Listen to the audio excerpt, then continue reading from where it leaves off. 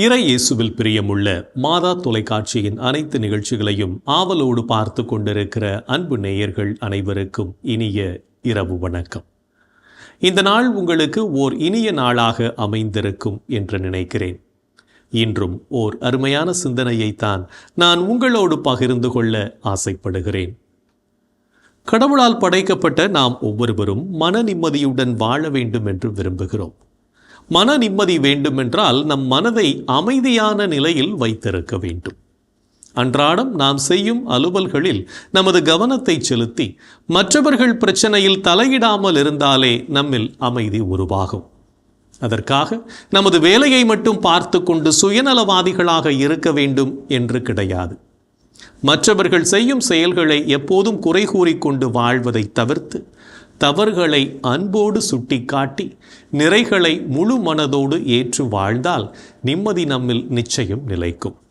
மாறாக தேவையில்லாத காரியங்களில் செயல்பட்டு வராத சண்டையையும் நாமே இழுத்து கொண்டு வந்தோம் என்றால் மன அமைதி ஒருபோதும் நம்மில் நிலைத்து நிற்காது என்பதுதான் உண்மை. நம்மில் பலர் அதிக சத்தத்தோடு வாழ பழகிவிட்டோம். அதனால்தான் அமைதியின் மகத்துவம் நமக்கு தெரியாமல் போய்விட்டது. நமக்குள் இருக்கின்ற நான் என்ற அகந்தையே நமது அனைத்து பிரச்சனைகளுக்கும் காரணமாக அமைகிறது. எனவே நான் என்ற அகந்தையை நம்மிலிருந்து அகற்றி மன நிம்மதியோடும் மன அமைதியோடும் வாழ நம்மை பயிற்றுவிப்போம். அதுவே நம்மை நாளும் வளர்த்தெடுக்கும் என்பதையும் புரிந்து கொள்வோம். பல நேரங்களில் ஆளுக்கேற்றார் போல நமது இயல்பை மாற்றிக்கொண்டு நடிக்கும் திறனை நாமாக உருவாக்கிக் கொள்கிறோம். அத்தகைய நடிப்புக்காரர்களாக நாம் இருக்கிறோமா என்று யோசித்து பார்ப்போம். நாம் நல்ல பெயரை வாங்க வேண்டும் என்பதற்காக மற்றவர்களின் நல்ல பெயரை நம்மில் எத்தனை பேர் கெடுத்து வாழ்ந்து கொண்டிருக்கிறோம்? இதையும் நாம் சிந்தித்து பார்க்க வேண்டும். மற்றவர்களின் நற்பெயருக்கு களங்கம் விளைவிப்பதோடு மட்டும் நாம் நின்று விடுவதில்லை. அவர்களை எப்படியெல்லாம் வீழ்த்தலாம் என்று திட்டம் தீட்டுவதில் நம்மை போல அறிவாளிகள் யாரும் இருக்க முடியாது என்று தான் சொல்ல வேண்டும். இன்னும் சொல்லப்போனால் அனைத்து கொடுமையான கெடுதலான காரியங்களையும் மற்றவர்களுக்கு செய்துவிட்டு ஒன்றும் தெரியாத அப்பாவிகள் போல நம்மை காட்டிக்கொள்கிறோம். இவையெல்லாம் நாளும் நம்மில் நிகழ்ந்து கொண்டிருந்தால் நிச்சயம் நாம் அமைதியுடன் வாழ்வதற்கான சாத்தியம் இல்லை என்பதை புரிந்து கொண்டு மன நிம்மதியை குலைக்கின்ற காரியங்களை நம்மிலிருந்து அகற்ற முற்படுவோம். அப்போதுதான் உண்மையான அமைதி நமக்கு கிடைக்கும். நாமும் நலமோடும் வளமோடும் வாழ முடியும். நம்மிடமுள்ள அல்லவைகளை அகற்றி நல்லவைகளை நமதாக்கி வாழும்போது நிச்சயம் நாம் தேடுகின்ற அமைதியை ஆண்டவர் நமக்கு தந்தருள்வார் என்று நம்புவோம். அவரே நம்மை அமைதியின் பாதையில் வழிநடத்துவார் என்பதையும் உணர்ந்து கொள்வோம். இயற்கை வளம் சூழ்ந்த ரத்தினகிரி என்னும் மலையை ஆண்டு வந்தான் ரூபேந்திர ராஜா என்னும் அரசன். அவனுடைய ஆட்சியில் மக்கள் எல்லா வளமும் பெற்று இன்பமாக வாழ்ந்து வந்தார்கள். மகிழ்ச்சி என்பது அவர்களுக்கு கொஞ்சம் கூட குறைவில்லாமல் இருந்தது. ஆனால் அரசனுக்கு மட்டும் ஏதோ ஒன்று குறைவாக இருப்பதை போன்று தோன்றியது. மனதில் ஏதோ ஒரு பாரமோ அழுத்தமோ இருந்தது. எல்லாம் இருந்தும் எனக்கு மட்டும் ஏன் நிம்மதி என்பது மட்டும் இல்லை என்ற எண்ணம் அரசனுக்குள் முழுமையாய் பரவியிருந்தது. அரண்மனையில் இருப்பவர்கள் அனைவரிடமும் நிம்மதி பற்றி கேட்டு அவன் தனது நிம்மதியை தொலைத்ததுதான் மிச்சம். காலங்கள் கடந்தது. அரசனுக்கு விடை மட்டும் தெரியவே இல்லை. இந்நிலையில் ஒரு நாள் அரசன் மாளிகையில் நின்று கொண்டிருந்த போது பிச்சைக்காரன் ஒருவன் மகிழ்ச்சியோடு ஆடி பாடி துள்ளிக்கொண்டு சிரித்தபடியே அரண்மனையை கடந்தான். கிளிசலான உடையும் ஓட்டை பாத்திரமும் அழுக்கு மூட்டையும் சுமந்து சென்றவனுக்கு என்ன ஒரு ஆனந்தம் என்று யோசித்த அரசன் காவலர்களை அழைத்து அந்த பிச்சைக்காரனை அழைத்து வரச் சொன்னான். காவலாளிகள் அந்த பிச்சைக்காரனை சந்தித்து, எங்கள் மன்னர் உன்னை அரண்மனைக்கு வரச் சொல்கிறார், வா எங்களோடு என்றார்கள். அதை கேட்ட அவன் அமைதியாக, என்னால் வர முடியாது, தேவையென்றால் உங்கள் மன்னரை வந்து என்னை பார்க்கச் சொல்லுங்கள் என்றான். சரி, நீ இங்கேயே இரு என்று சொல்லி அவனை அங்கேயே அமர வைத்தார்கள். பிறகு செய்வதறியாமல் திகைத்த காவலாளிகள் அரசனிடம் சென்று தெரிவித்தார்கள்.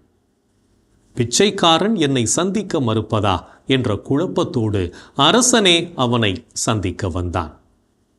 அப்போது அடுத்த வேளை உணவு உனக்கு கிடைக்குமா என்று நிச்சயமில்லாத நிலையில் எப்படி நீ இவ்வளவு சந்தோஷமாக இருக்கிறாய் என்று கேட்டான். பிச்சைக்காரன் சிரித்தான். பிறகு, நீங்கள் தானே அரசன், ஏராளமான பொன்னும் பொருளும் வைத்திருக்கும் செல்வந்தன் அல்லவா நீங்கள்?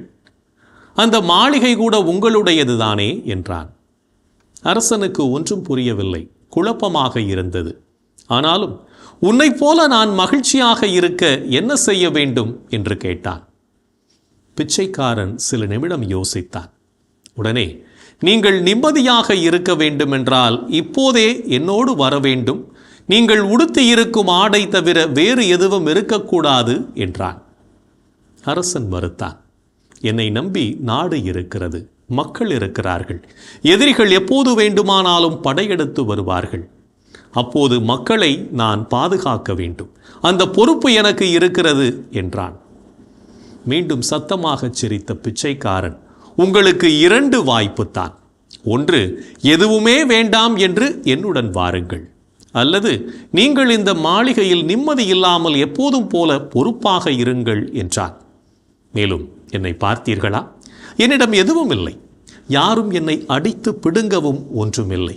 அதனால் நிம்மதியாக இருக்கிறேன். என்னிடமும் ஒன்றுமில்லை, இழக்கவும் எதுவுமில்லை. இந்த நிமிடம் நான் மகிழ்ச்சியாக இருக்கிறேன் என்றான். நீங்கள் ஒன்றை பெற மற்றொன்றை இழக்கத்தான் வேண்டும் என்று சொன்னான். நாமும் நம்மையே இழக்க தயாராவோம். இன்றைய தினத்தை எடுத்துக்கொள்வோம். இந்த நாள் முழுவதும் நாம் நமது இயல்பு தன்மையை மாற்றிக்கொண்டு வாழ்ந்தோமா என்று யோசித்து பார்ப்போம். மேலும் இந்த நாளில் நமது செயல்பாடுகள் எப்படிப்பட்டதாக இருந்தது என்று நம்மையே நாம் கேட்டு பார்ப்போம்.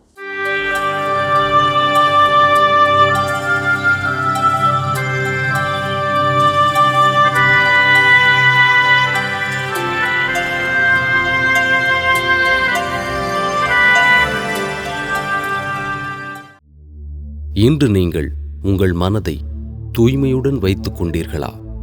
அமைதி அருளும் கடவுள்தாமே உங்களை முற்றிலும் தூய்மையாக்குவாராக. அவரே நம் ஆண்டவர் இயேசு கிறிஸ்து வரும்போது உங்களுடைய உள்ளம், ஆன்மா, உடல் அனைத்தையும் குற்றமின்றி முழுமையாக காப்பாராக. இன்று நீங்கள் மற்றவர்களை பழிவாங்கும் எண்ணத்தோடு நடந்து கொண்டீர்களா? பழி வாங்குவோர் ஆண்டவரிடமிருந்து பழிக்கு பழியே பெறுவர். ஆண்டவர் அவர்களுடைய பாவங்களை திண்ணமாய் நினைவில் வைத்திருப்பார். இன்று நீங்கள் உங்களோடு உள்ளதை மற்றவரோடு பகிர்ந்து கொண்டீர்களா? பணத்தை உன் சகோதரர்களுக்காகவோ நண்பர்களுக்காகவோ செலவிடு. அழிந்து போகும்படி அதை கல்லுக்கு அடியில் மறைத்து வைக்காதே. இன்று நீங்கள் உங்களிடம் கொடுக்கப்பட்ட பணத்தை நேர்மையோடு கையாண்டீர்களா? செல்வத்தின் மீதுள்ள விழிப்பு உடலை நலியச் செய்கிறது. அதை பற்றிய கவலை உறக்கத்தை துரத்தியடிக்கின்றது. இன்று நீங்கள் கடவுளை போற்றி புகழ்ந்தீர்களா? நமது வலிமையாகிய கடவுளை மகிழ்ந்து பாடுங்கள். யாக்கோபின் கடவுளை புகழ்ந்து ஏத்துங்கள். இன்று நாம் எப்படிப்பட்ட செயல்களை செய்திருக்கிறோம் என்று நம்மையே நாம் திரும்பி பார்த்த வேளையில் பல செயல்கள் இறைவனுக்கு ஏற்புடையதாக இருந்தாலும் சில செயல்கள் இறைவனுக்கு எதிராக அமைந்திருக்கும். அத்தகைய தருணங்களுக்காக மனம் வருந்தி மன்னிப்பு கேட்டு மனத்துயர் மன்றாட்டை ஜெபிப்போம்.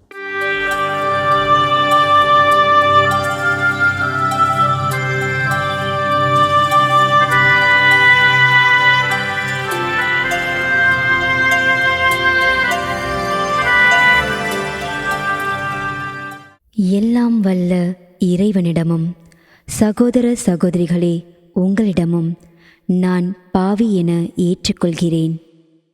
ஏனெனில் என் சிந்தனையாலும் சொல்லாலும் செயலாலும் கடமையில் தவறியதாலும் பாவங்கள் பல செய்தேன். என் பாவமே, என் பாவமே, என் பெரும் பாவமே. ஆகையால் எப்போதும் கன்னியான புனித மரியாவையும் வானதூதர் புனிதர் அனைவரையும் சகோதர சகோதரிகளே உங்களையும் நம் இறைவனாகிய ஆண்டவரிடம் எனக்காக வேண்டிக்கொள்ள மன்றாடுகிறேன். ஆமேன். மனத்துயர் மன்றாட்டை செபித்ததன் வழியாக இறைவனிடமிருந்து மன்னிப்பை பெற்றிருப்போம் என்ற நம்பிக்கையோடு இறை வேண்டலில் இணைவோம்.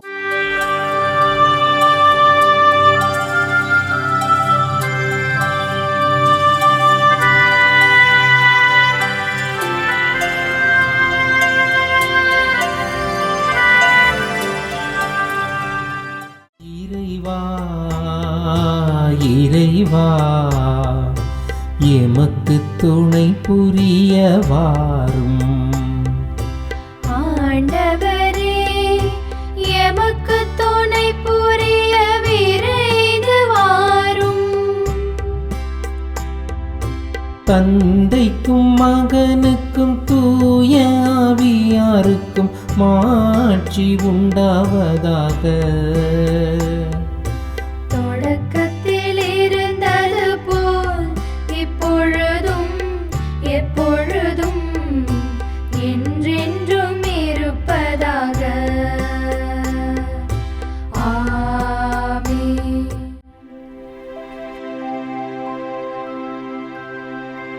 ஆண்டவரே, ஆண்டவரே, எனக்கு இரங்கி என் வேண்டுதலுக்கு செவி சாய்த்தருளும். ஆண்டவரே, ஆண்டவரே, எனக்கு இரங்கி என் வேண்டுதலுக்கு செவி சாய்த்தருளும்.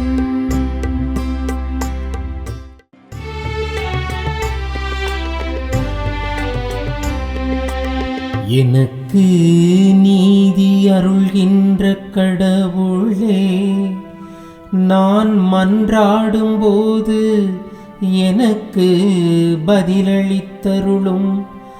நான் நெருக்கடியில் இருந்த போது நீர் எனக்கு துணை புரிந்தீர். இப்போதும் எனக்கு இரங்கி என் வேண்டுதலுக்கு செவி சாய்த்தருளும். மானிடரே, எவ்வளவு காலம் எனக்குரிய மாட்சிக்கு இழுக்கை கொண்டு வருவீர்? எவ்வளவு காலம் வெறுமையை விரும்பி பொய்யானதை நாடே செல்வீர்? ஆண்டவர் என்னை தம் அன்பனாய் தேர்ந்தெடுத்துள்ளார் என்பதை அறிந்து கொள்வேன். நான் மன்றாடும் போது அவர் எனக்கு செவி சாய்க்கின்றார். சினமுற்றாலும் பாவம் செய்யாதீர். படுக்கையில் உங்கள் உள்ளத்தோடு பேசி அமைதியாயிருப்பீர். முறையான பலிகளை செலுத்துவீர். ஆண்டவரை நம்புவீர். நலமானதை எங்களுக்கு அருள யார் உள்ளர் என கேட்பவர் பலர். ஆண்டவரே, எங்கள் மீது உம் திருமுக ஒளி வீசச் செய்யும். தானியமும் திராட்சையும் நன்கு விளையும் காலத்தில் மக்கள் அடையும் மகிழ்ச்சியை விட மேலான மகிழ்ச்சியை நீர் என் உள்ளத்திற்கு அளித்தீர். இனி நான் மனது அமைதியுடன் படுத்து உறங்குவேன். ஏனெனில் ஆண்டவரே, நான் தனிமையாக இருந்தாலும் நீரே என்னை பாதுகாப்புடன் வாழச் செய்கின்றீர். தந்தைக்கும் மகனுக்கும் தூய ஆவியாருக்கும் மாட்சி உண்டாவதாக. தொடக்கத்தில் இருந்தது போல் இப்பொழுதும்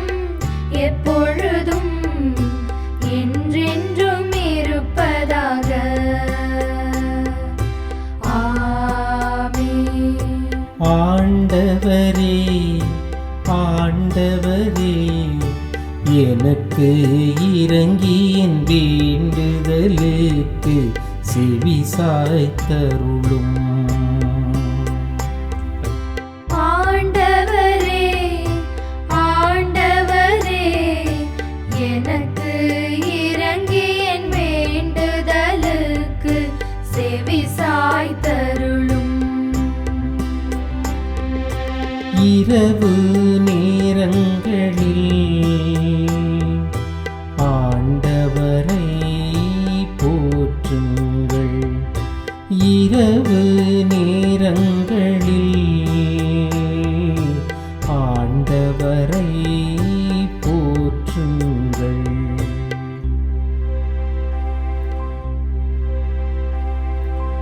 இரவு நேரங்களில் ஆண்டவரின் இல்லத்தில் பணி செய்யும் ஆண்டவரின் ஊழியரே, நீங்கள் அனைவரும் ஆண்டவரை போற்றுங்கள். தூயகத்தை நோக்கி கைகளை உயர்த்தி ஆண்டவரை போற்றுங்கள். விண்ணையும் மண்ணையும் உண்டாக்கிய ஆண்டவர் சீயோனிலிருந்து உங்களுக்கு ஆசி வழங்குவாராக. தந்தைக்கும் மகனுக்கும் தூய ஆவியாருக்கும் மாட்சி உண்டாவதாக. தொடக்கத்தில் இருந்தது போல் இப்பொழுதும் எப்பொழுதும் என்றென்றும் இருப்பதாக. ஆமென். இரவு நேரங்களில் ஆண்டவரை போற்றுங்கள். இரவு நேரங்களில் ஆண்டவரை போற்றுங்கள். இறைவனின் உடனிருப்பு இந்த இரவு பொழுதிலும் நம்மை பாதுகாத்து வழிநடத்தும் என்ற நம்பிக்கையை இறை வேண்டலின் வழியாக பெற்றுக்கொண்ட நாம் இப்போது நாளைய வாசகங்களுக்கு செவிமடுப்போம்.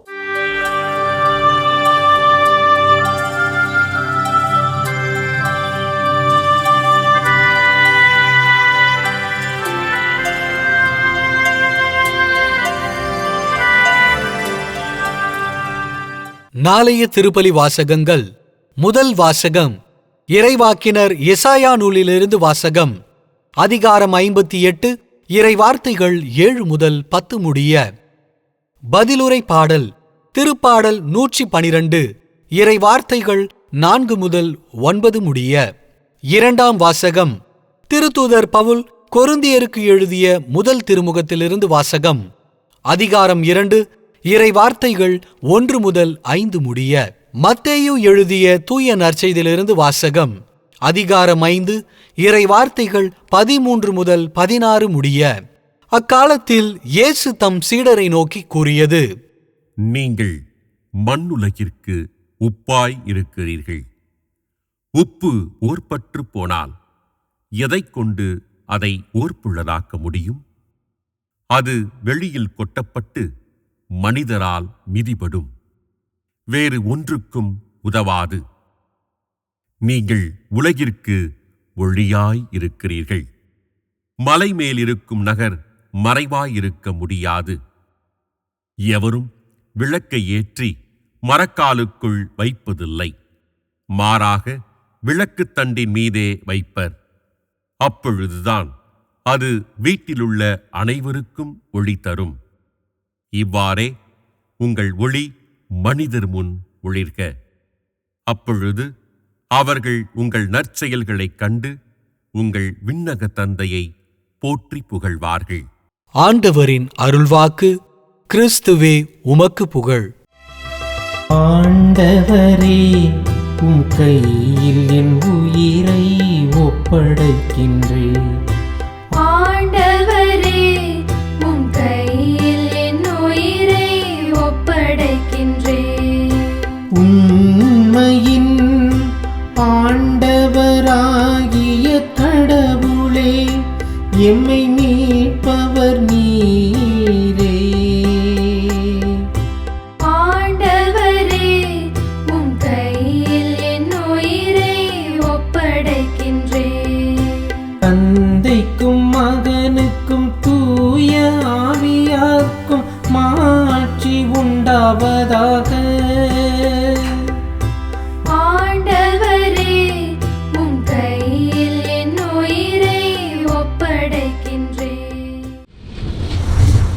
நாம் ஒவ்வொருவரும் ஆண்டவரின் அன்பை சுவைத்து வாழவும் அவரின் மனநிலையை நமதாக்கவும் அழைப்பு விடுக்கும் இயேசுவின் குரலுக்கு செவிமடுத்து வாழ்வோம் என்ற சிந்தனையோடு சிமியோன் பாடலில் இணைவோம்.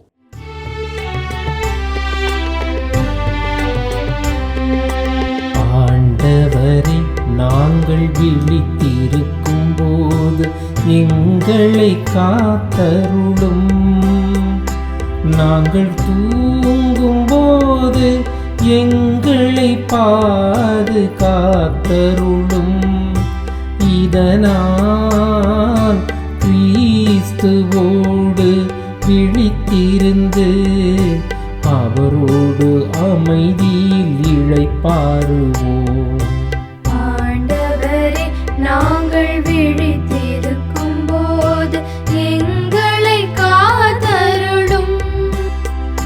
நாங்கள் தூங்கும் போது எங்களை பாதுகாத்தருளும். இதனால் கிறிஸ்துவோடு விழித்திருந்து அவரோடு அமைதியில் இளைப்பாறுவோம். சிமியோன் பாடல். ஆண்டவரே, உமது சொற்படி உம் அடியான் என்னை இப்போது அமைதியுடன் போகச் செய்கிறீர். ஏனெனில் மக்கள் அனைவரும் காணுமாறு நீர் ஏற்பாடு செய்துள்ள உமது மீட்பை என் கண்கள் கண்டுகொண்டன. இம்மீட்பே பிற இனத்தாருக்கு வெளிப்பாடு அருளும் மொழி. இதுவேவும் மக்களாகிய இஸ்ராயேலுக்கு பெருமை. இஸ்ராயேலுக்கு பெருமை. தந்தைக்கும் மகனுக்கும் தூய ஆவியாருக்கும் மாட்சி உண்டாவதாக. தொடக்கத்தில் இருந்தது போல் இப்பொழுதும் எப்பொழுதும் என்றென்றும் இருப்பதாக. ஆமென். ஆண்டவரே, நாங்கள் விழித்திருக்கும் போது எங்களை காத்தருளும். நாங்கள் தூங்கும் போது எங்களை பாதுகாத்தருளும். இதனால் கிறிஸ்துவோடு விழித்திருந்து அவரோடு அமைதியில் இளைப்பாறுவோம். ஆண்டவரே, நாங்கள் விழித்திருக்கும் போது எங்களை காத்தருளும். நாங்கள் தூங்கும் போது எங்களை பாதுகாத்தருளும். இதனால் கிறிஸ்துவோடு விழித்திருந்து அவரோடு அமைதியில் இளைப்பாறுவோம். இறைவன் நம்மை ஒவ்வொரு நொடிப்பொழுதும் அற்புதமாய் வழிநடத்தி கொண்டிருப்பதை சிமியோன் பாடல் வழியாக உணர்ந்து ஜெபித்த நாம் இப்போது நாளைய புனிதரை பற்றி பார்க்கலாம்.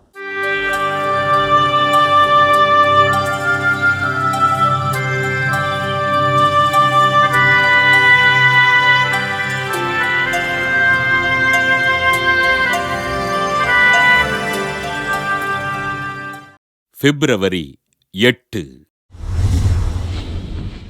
புனித ஜோஸ்பின் பகிட்டா. சூடான் நாட்டில் தார்பூர் என்னும் இடத்திற்கு அருகிலுள்ள ஒல்கோசா கிராமத்தில் கிறிஸ்தவர் அல்லாத பெற்றோருக்கு கிபி 1869 பிறந்தார் ஜோஸ்பின் பகிட்டா.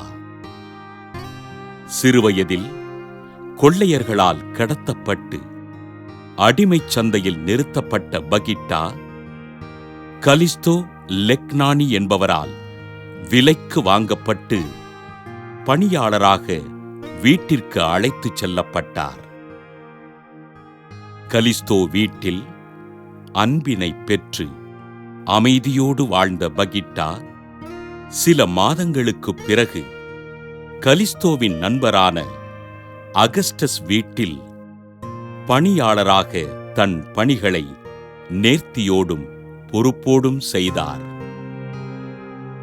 அகஸ்டஸ் குடும்பத்தினர் மூலம் ஆண்டவரை அறிந்து கொண்ட பகிட்டா கிபி 1890 ஜனவரி மாதம் 9 திருமுழுக்கு பெற்று கிறிஸ்தவரானார். தன்னை இறைவனுக்கு அர்ப்பணிக்க விரும்பிய இவர் கிபி 1893 கனோசியன் டாட்டர்ஸ் ஆஃப் சேரிட்டி துறவற சபையில் சேர்ந்து கிபி 1896 டிசம்பர் 8 அருட்சகோதரியாக அருட்பொழிவு பெற்றார்.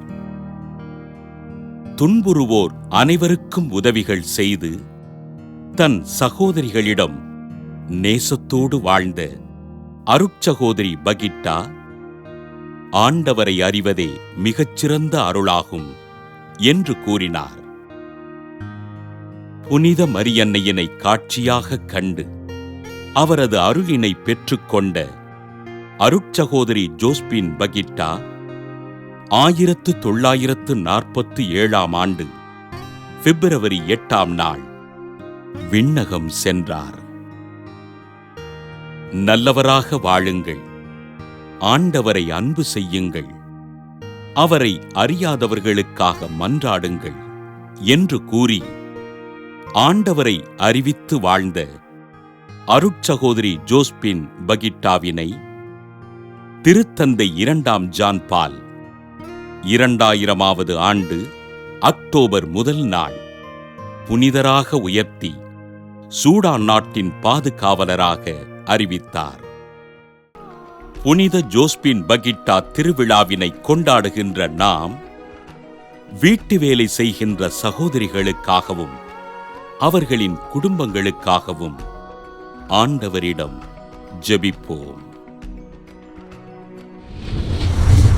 புனிதர்கள் ஒவ்வொருவரும் தங்களது வாழ்க்கையின் மூலம் இறைவனுக்கு சான்று பகர்ந்து வாழ்ந்தவர்கள் என்பதை உணர்ந்தவர்களாய் நாமும் அவர்கள் வழியில் வாழ்ந்து இறை வழியில் பயணிப்போம் என்ற நம்பிக்கையோடு நாளைய தினம் உதவி தேவைப்படும் யாராவது ஒருவருக்கு நம்மால் முடிந்த உதவியை செய்து மகிழ்வோம். என் அன்பு சகோதர சகோதரிகளே, கடவுளின் கருணை எண்ணி பார்த்து அவரை போற்றி புகழ்ந்து அவரை ஆராதிப்போம். இன்றைய நாளில் எத்தனை விதமான நன்மைகளை கடவுள் நமக்கு செய்திருக்கிறார். அவரை புகழ்வோம், அவருக்கு ஆராதனை செய்வோம். அன்பர்களே, இன்றைய தினத்திலே புலம்பெயர்ந்து வாழ்கின்ற நம் சகோதர சகோதரிகளுக்காய் நாம் உருக்கத்தோடு ஜெபிப்போம். எங்கள் அன்பே உருவான இயேசு ஆண்டவரே, இதோ புலம்பெயர்ந்து வாழ்கின்ற என் சகோதரனை சகோதரி எண்ணி பார்க்கிறோம். தாய் நாட்டை விட்டு, தாய் மண்ணை விட்டு பலவிதமான காரணங்களுக்காக வாழ்க்கையை தேடி, வளங்களை தேடி, உறவுகளை தேடி, ஏன் விடுதலையை தேடி வாழ்ந்து கொண்டிருக்கின்ற எம் புலம்பெயர்ந்த தமிழ் இனத்திற்காக, எம் சகோதரனுக்காக, சகோதரிகளுக்காக ஜெபிக்கிறோம். ஆண்டவரே, எகிப்து மண்ணிலே அடிமைகளாய் கிடந்த உம் மக்களை நீர் தேடிச் சென்று அவர்களுக்கு விடுதலையை நீர் கொடுத்தீரே. ஆம் ஆண்டவரே, எம் சகோதரனுக்காக, சகோதரிக்காக, தன் தாய் நாட்டை இழந்து வாழ்கின்ற இவர்களுக்காய் நீர் விடுதலை நீர் பெற்றுத்தர வேண்டும் என்று உம்மை கெஞ்சி கேட்கிறோம். அவர்களை ஆசீர்வதித்தருளும். அவர்கள் வாழ்கின்ற நாட்டிலே, அந்த பகுதியில் இருக்கின்ற அந்த நாட்டை சார்ந்த ஒவ்வொருவரையும் நீர் ஆசீர்வதியும். இந்த பிள்ளைகளுக்கு நீர் ஆதரவாய் இரும். நீர் இந்த பிள்ளைகளை ஒவ்வொரு நாளும் ஆதரிக்க வேண்டும் என்று சொல்லி உம்மை கெஞ்சி கேட்கிறோம். எங்கள் அன்பு அன்னையே, புலம்பெயர்ந்து வாழ்கின்ற என் சகோதர சகோதரிகளுக்காய் பரிந்து பேசும்படியாய் உம்மை கெஞ்சி கேட்கிறோம். அம்மா, இந்த ஜெபங்களை எல்லாம் எங்கள் ஆண்டவராகிய இயேசுவே உமது வல்லமையான திருநாமத்தின் வழியாய் உம்மை கெஞ்சி மன்றாடுகிறோம். ஆமென். என்று வாழும் உயிருள்ள இறைவன் தந்தை, மகன், தூய ஆவியார் நம் அனைவரையும் நிறைவாக ஆசீர்வதிப்பாராக. ஆமென். இந்த ஜெபத்தின் வழியாக இறை அருளும் ஆசீரும் நம்மீது நிறைவாக பொழியப்பட்டிருப்பதை உணர்ந்திருப்போம். இறை ஆற்றலும் வல்லமையும் என்றும் நம்மில் தங்கும். அன்னை மரியாவும் நமக்காக இறைவனிடம் பரிந்து பேசி நம்மை கரம் பிடித்து வழிநடத்துவார் என்ற நம்பிக்கையோடு அவரின் துணை வேண்டி இந்த நிகழ்வை நிறைவு செய்யலாம். Good night.